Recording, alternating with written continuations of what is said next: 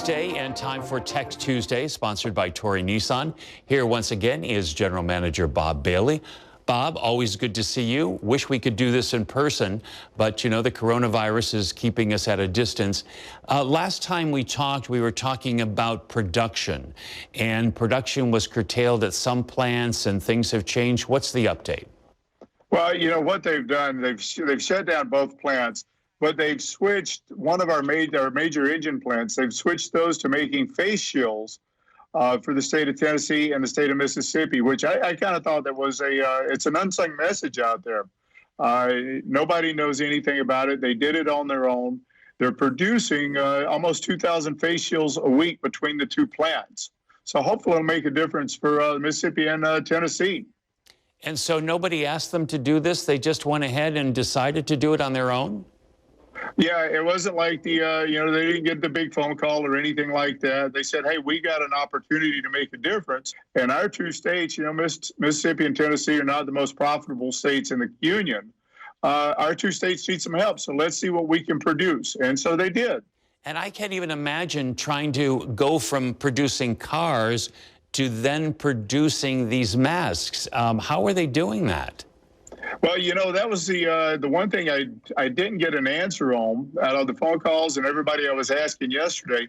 They took the major engine plants and they converted those. That's where the 3D printers were, and they converted those. And it sounds like they converted them in less than a week to be able to be up and running in production to make these face masks for everybody.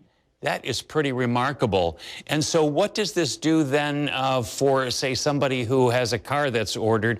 What about production of vehicles again? When will that start happening?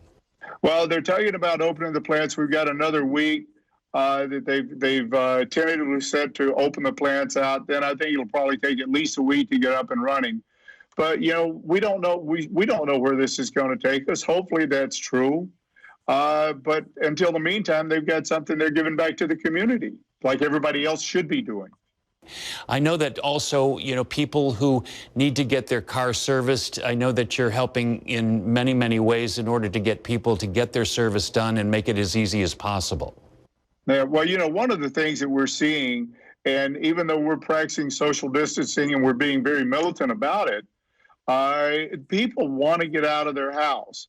They're coming in, they've got their mask on, they've got their gloves on, they're doing the things that they're supposed to be doing, but they still want to get out of their house and they want to interact with people some way, even if it's 6 feet apart. So if somebody needs to get their car serviced but maybe doesn't really want to go to the dealership, are you guys still willing to pick up and deliver and all that? Yes, and you know, and we've been actually selling cars while this is doing.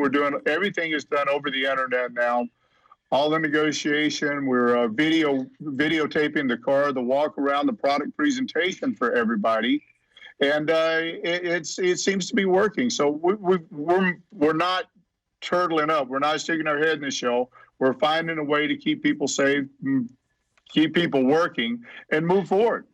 And Bob, you posted something on social media that I thought was just right to the point about making sure that when you hug somebody, you hug them just a little bit longer. It really meant a lot, I think, to a lot of people. I want to thank you for that. Thank you for being with us, and we'll see you next Tuesday, I hope. Thank you, Joe. Hopefully I'll see you in person and do a handshake and a hug. Man, I miss that physical contact, you know? Absolutely. Thanks again, Bob.